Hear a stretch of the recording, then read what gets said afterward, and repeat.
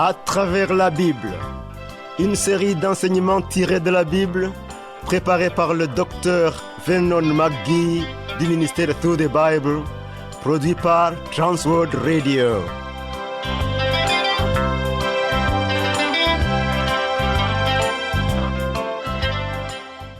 Réalisation Abdoulaye Sango, présentation Marcel Mondiou-Do. Bonne écoute à tous. Toute ma joie, ô Seigneur fidèle, c'est que l'on voit ton nom vainqueur, et que l'impie sauvé par toi s'écrie enfin « Je suis à toi, divin maître ». Le nom puissant du Sauveur suffit pour transformer le mal en bien. Jésus-Christ est le nom qui transforme la situation. Il apporte joie et paix, là où le trouble et la méchanceté ont été semés. C'est ainsi qu'il m'a donné la joie et la gaieté, même dans les situations impossibles. Cette paix, cette quiétude demeure chez le disciple du Christ, vivant, quand les gens dans ce monde s'embrouillent et se suicident pour les causes qu'ils jugent insupportables, car la conscience les gronde. Nous avons la paix, nous avons la vie et la joie, mais la porte reste encore ouverte, car Christ appelle encore aujourd'hui. Déjà, note nos points de contact. Visitez-nous à l'adresse suivante: Transworld Radio Burundi, Rohero, avenue de la JRR, numéro 27, Bujumbura. Vous pouvez aussi nous contacter via WhatsApp, SMS, appel au numéro 71 650 650. Email twrburundi@gmail.com. YouTube, Facebook, Twitter, TWR Burundi. Poursuivons l'examen du livre du Deutéronome au pied de Moïse, l'homme de Dieu. Précédemment, nous avons vu les lois sur la guerre. Maintenant, voyons le cas très étrange d'un homme pendu.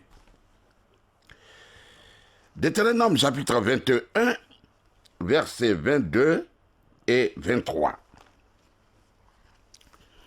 Si l'on fait mourir un homme qui a commis un crime digne de mort, et que tu l'aies pendu à un bois, son cadavre ne passera point la nuit sur le bois. Mais tu l'enterreras le jour même, car celui qui est pendu est un objet de malédiction auprès de Dieu, et tu ne souilleras point le pays que l'Éternel ton Dieu te donne pour héritage. Voilà. Tout crime, tout criminel qui meurt pendu au bois ne doit pas y rester toute la nuit. Parce que quiconque est pendu au bois constitue une malédiction. Il nous paraît étrange, cela attire notre attention que cette loi soit mentionnée ici. En fait, la peine capitale en Israël était par lapidation. Apparemment, Israël ne considérait pas la pendaison comme la peine capitale.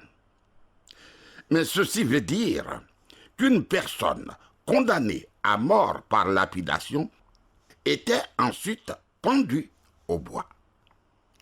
Cela s'appliquait aux grands criminels, aux criminels de la pire espèce, pour que chacun se rende compte qu'ils mouraient à cause de leurs crimes épouvantables. C'était un avertissement pour quiconque. Le corps devait être descendu à la tombée de la nuit et enterré. Ce criminel était un effet maudit par Dieu. Peut-être que Moïse et les enfants d'Israël n'ont pas compris la pleine signification de cette loi. Dans Galates chapitre 3, verset 13, Paul relève cette affirmation de la loi et l'applique à Christ. Il dit, « Christ nous a rachetés de la malédiction de la loi, étant devenu malédiction pour nous, car il est écrit, maudit est quiconque est pendu au bois. Tu vois, à l'époque du Seigneur, il a été livré aux mains des Romains pour être exécuté. Parce que Rome gouvernait le pays, la peine de mort ne pouvait être appliquée que par Rome. Le Seigneur a été crucifié sur une croix romaine, appelée parfois un bois. Or, Paul relève ce fait et dit que lorsque Christ a été pendu au bois, il portait nos péchés et était par la suite une malédiction aux yeux de Dieu. Est-ce à cause de ses propres œuvres? Non, pas du tout. Il était devenu malédiction pour nous racheter de la malédiction de la loi. Il nous racheta de la malédiction du péché et il porta nos péchés. Pourquoi? Parce qu'il était une malédiction pour nous. Les gens n'ont pas à se quereller pour savoir si les Romains ou les Juifs doivent être tenus responsables de la mort du Seigneur Jésus-Christ. En réalité, toi et moi sommes responsables de sa mort. Oui, Christ a été fait malédiction pour nous. C'est ce qu'il a fait sur la croix qui nous rend responsables de sa mort. Le 22e chapitre du Deutéronome présente les lois diverses concernant les relations entre les frères, l'habillement, les codes de construction, les semences et le mariage. Ce chapitre introduit une autre section du livre du Deutéronome. Nous avons vu la répétition et l'interprétation des 10 commandements au chapitre 5, 6 et 7, puis les lois relatives à la religion et à la nation du chapitre 8 au chapitre 21. Maintenant, nous arrivons aux lois concernant les relations personnelles et domestiques du chapitre 22 au chapitre 26. Plusieurs de ces lois sont destinées à la nation. Maintenant, le Seigneur va au cœur des problèmes que les hommes rencontrent, là où ils vivent, et il donne des lois concernant les relations personnelles et domestiques. Voyons les relations entre frères. Deutéronome 22, versets 1 et 2. Si tu vois s'égarer le bœuf ou la brebis de ton frère, tu ne t'en détonneras point. Tu les ramèneras à ton frère. Si ton frère n'habite pas près de toi et que tu ne le connaisses pas, tu recueilleras l'animal dans ta maison et il restera chez toi jusqu'à ce que ton frère le réclame. Et alors, tu le lui rendras. Actuellement, nous entendons beaucoup parler de l'attitude à avoir avec son prochain. Dans ce domaine, Dieu a une bonne politique pour son peuple à cette époque. Oh, je me rappelle que lorsque Franklin Roosevelt, président des États-Unis, présenta sa politique du prochain, tous les maîtres de la politique et les journalistes l'ont acclamé comme quelque chose de très nouveau. Ils ont salué Roosevelt comme une sorte de messie et pensaient qu'il avait découvert quelque chose de merveilleux. Puis-je te dire que cette politique du prochain remonte au temps de Moïse, et plus loin encore. Elle remonte au trône même de Dieu dans l'éternité, et il est celui qui dit qu'il nous faut adopter une bonne politique du prochain, et cette politique doit se manifester dans notre vie quotidienne. Deutéronome 22, verset 4. Si tu vois l'âne de ton frère ou son bœuf tomber dans le chemin, tu ne t'en détourneras point, tu l'aideras à le relever. Les Israélites ne devaient pas adopter une attitude de nonchalance envers leurs semblables, ni poursuivre leur chemin comme si le problème de leurs semblables ne les concernait pas. Ils devaient au contraire lui venir en aide. Ne te relâche pas. Porte secours à ton frère, à ton voisin. Voyons l'habillement. Deutéronome 22, verset 5. Une femme ne portera point un habillement d'homme, et un homme ne mettra point des vêtements de femme. Car quiconque fait ces choses est en abomination à l'Éternel, ton Dieu. Oh, l'on dira que cette règle ne s'applique pas à nous aujourd'hui, parce que nous ne sommes pas sous la loi. C'est vrai, c'est vrai. Cependant, toutes ces lois établissent certains principes que nous ferons mieux de prendre en considération.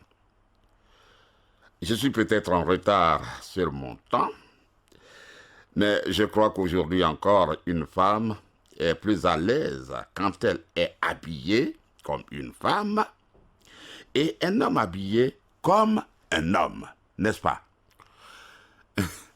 Alors que mon épouse et moi rentrions en voiture chez nous, nous nous trouvions derrière une petite Volkswagen. J'ai constaté que la femme conduisait et que l'homme était assis à côté d'elle, et elle conduisait assez vite. En montant une côte, je l'ai doublée. Mais, sais-tu que je m'étais totalement trompé? C'est l'homme qui conduisait, et la femme était assise à côté de lui. Mais cet homme ressemblait tellement à une femme, et la femme tellement à un homme. Franchement, je ne vois pas l'intérêt de se comporter ainsi. Dieu nous créa hommes et femmes. Ici, le Seigneur dit qu'un homme devrait ressembler à un homme et une femme à une femme. Nous avons beaucoup de problèmes aujourd'hui parce que les sexes essaient de se ressembler et d'agir de la même façon. Tu vois ça?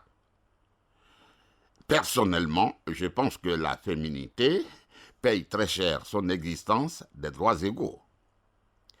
Dieu voudrait que les hommes traitent les femmes comme des femmes, c'est-à-dire leur donner beaucoup plus que des droits égaux. La femme est la femme et l'homme est l'homme. Voyons la protection des oiseaux. Est-ce important? Oui. Deutéronome 22, versets 6 et 7.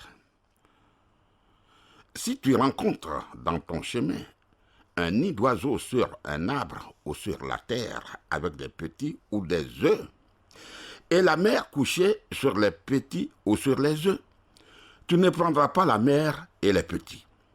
Tu laisseras aller la mère, et tu ne prendras que les petits, afin que tu sois heureux et que tu prolonges tes jours. Il est merveilleux de voir que Dieu se soucie des oiseaux. Rappelle-toi que le Seigneur Jésus dit que pas un seul passereau ne tombe à terre sans que le Père le veuille. Matthieu 10, verset 29. Le Seigneur Jésus dit, ne craignez donc point, vous valez plus que beaucoup de passereaux. Matthieu 10, verset 31. Oh, comme c'est merveilleux. Si le Père se soucie d'un passereau, il connaît toutes choses en ce qui te concerne, et Dieu se soucie aussi de toi. Voyons les codes de construction. Deutéronome 22, verset 8. Si tu bâtis une maison neuve, tu feras une balustrade autour de ton toit, afin de ne pas mettre du sang sur ta maison dans le cas où il en tomberait quelqu'un. Comprenons qu'à cette époque, le toit de la maison servait à la fois de porte d'entrée, de terrasse et de tout ce que tu peux imaginer. C'était l'endroit où les membres de la famille s'asseyaient pour jouir de la fraîcheur du soir. Maintenant, Dieu dit que cet endroit doit comporter une balustrade, disons une clôture, tout autour afin que les petits-enfants et les adultes ne tombent pas. Sais-tu que c'est seulement récemment que nos nations ont établi des codes de construction destinés à la protection des personnes? Dieu n'est nullement un attardé, comme beaucoup semblent le penser aujourd'hui. Le Seigneur se soucie de la manière dont les hommes construisent même leur maison. Il veut que ta maison lui soit consacrée et soit aussi un endroit sûr. As-tu une clôture autour de ta terrasse? Protèges-tu tes enfants du danger de ce monde? Un grand nombre de parents laissent leurs enfants quitter la maison sans même savoir où ils vont. Beaucoup d'enfants s'en vont vivre dans les rues en groupe.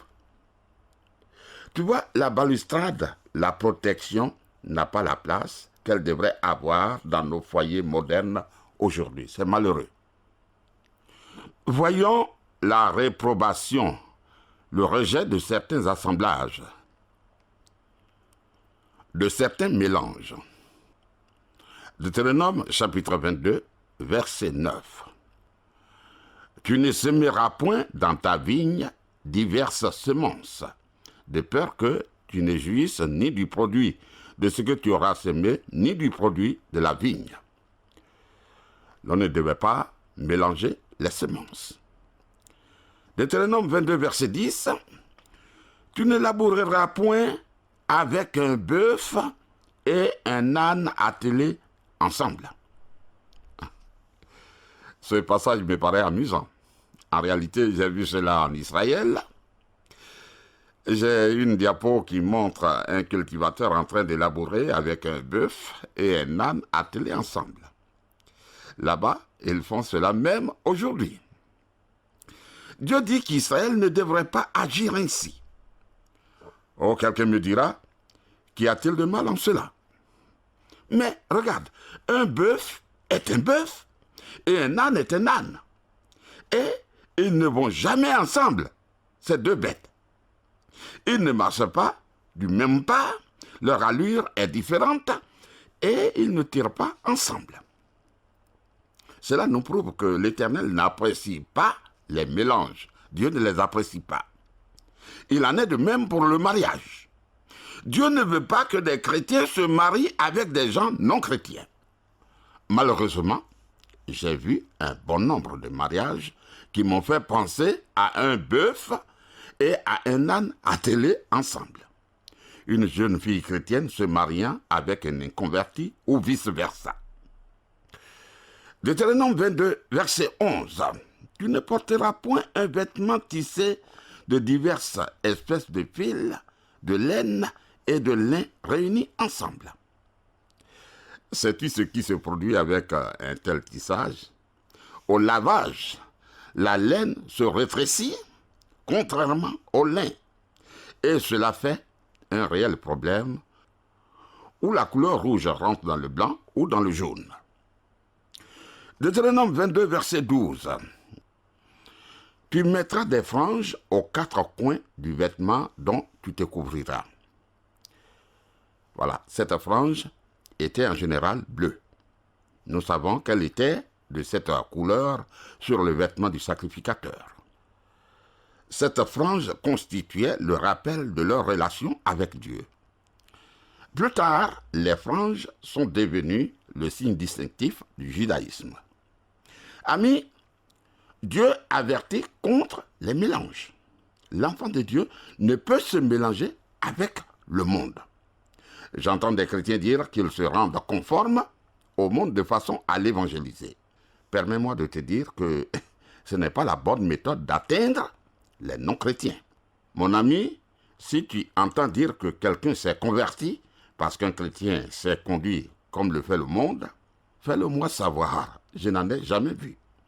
Ne mélangeons pas les semences. Le bœuf et l'âne ne devaient pas être attelés ensemble.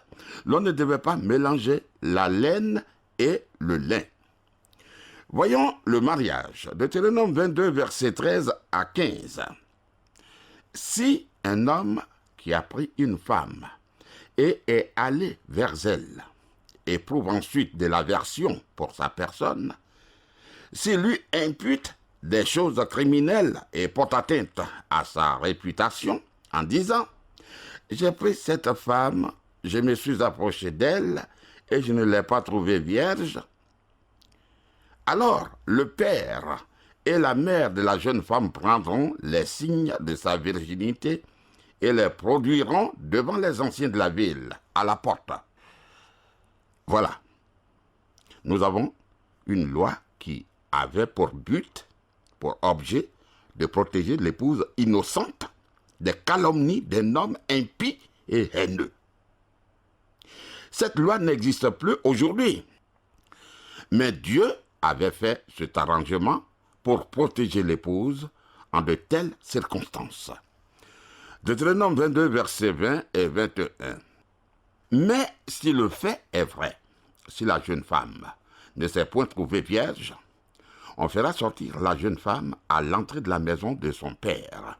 Elle sera lapidée par les gens de la ville et elle mourra parce qu'elle a commis une infamie en Israël en se prostituant dans la maison de son père. Tu ôteras ainsi le mal du milieu d'Israël. Aujourd'hui, l'on parle de la nouvelle moralité et l'on considère les relations hors du foyer, les relations extra-conjugales comme un grand progrès.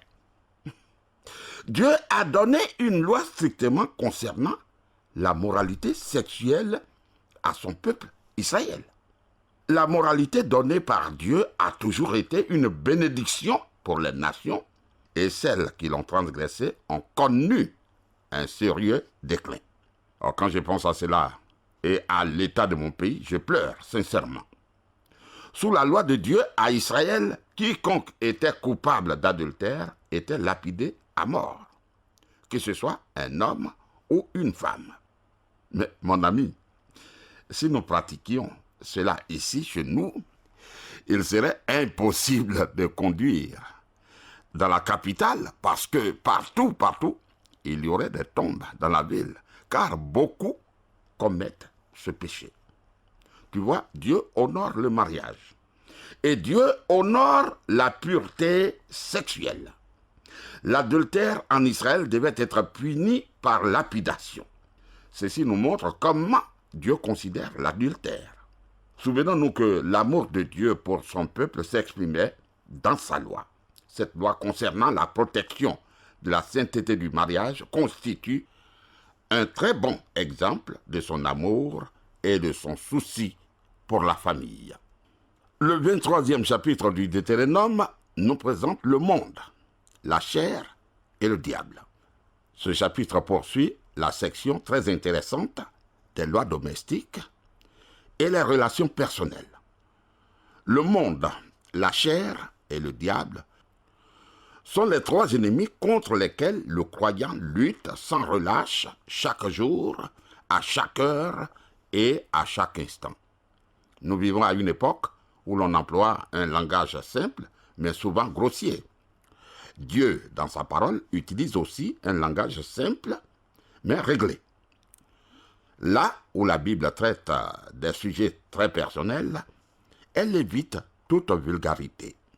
Le passage suivant comporte une leçon spirituelle très pratique pour nous. Lisons Deutéronome 23, verset 1. Celui dont les testicules ont été écrasés ou l'urètre coupé n'entrera point dans l'assemblée de l'Éternel. Bien, voici une loi très étrange, inhabituelle, n'est-ce pas? Qu'est-ce que le Seigneur essaie de nous enseigner ici? Selon moi, ce verset parle de l'ascétisme, de ceux qui mortifient, qui briment leur corps par de dures privations. Une erreur condamnée par Dieu.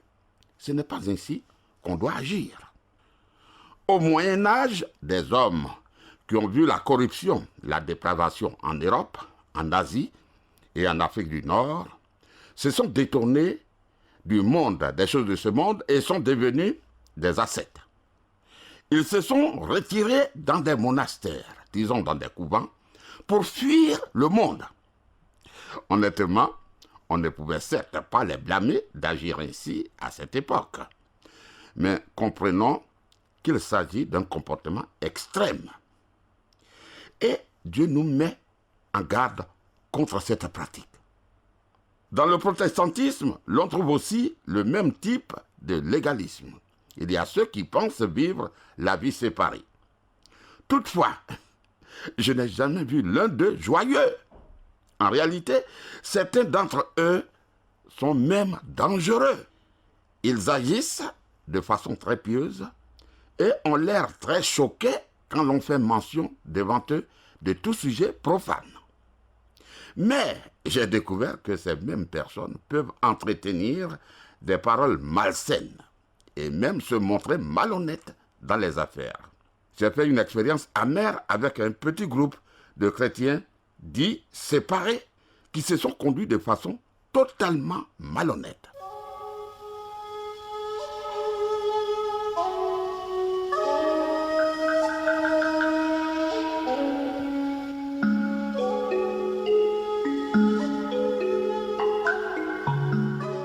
Voilà, nous nous arrêtons là. Que le Seigneur soit avec toi et qu'il te bénisse. À bientôt. Pour réécouter les programmes, rendez-vous sur le site web de À travers la Bible, ttb.twr.org. Cliquez sur les langues en haut à gauche et sélectionnez la langue française. Vous pouvez écouter les programmes d'aujourd'hui ou même des programmes antérieurs sur le site web ttb.twr.org. Pour réécouter les programmes, rendez-vous sur le site web de À travers la Bible, ttb.twr.org. Cliquez sur les langues en haut à gauche et sélectionnez la langue française. Vous pouvez écouter les programmes d'aujourd'hui ou même des programmes antérieurs sur le site web ttb.twr.org.